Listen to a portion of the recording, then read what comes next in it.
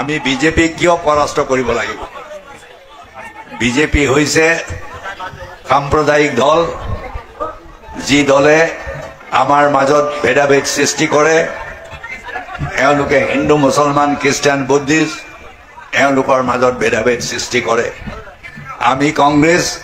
আমি মহাত্মা গান্ধীৰ দল আমি সকলো ধৰ্মৰ মানুহক সমান চকুৰে চাওঁ তোমালোক কিহৰ চকীদাৰ তোমালোক চোৰৰ চকীদাৰ তোমালোক ডকাইতৰ চকীদাৰ মোদীয়ে কি কৈছিল যে মোক প্ৰধানমন্ত্ৰী কৰিলে 15 লাখ টকাকৈ আপোনালোকৰ খাতাত জমা হ'ব 15 লাখ টকা পালেনে ৰাইজ কিমানে পালে চাকৰিৰ কথা ক'লে 2 কোটিকৈ চাকৰি দিম ক'ত চাকৰি দিলে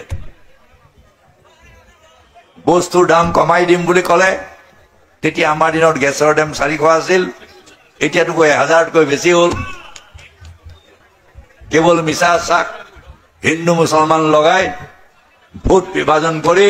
তুমি নিৰ্বাচনত জয়ী হ'ব বিচাৰিছা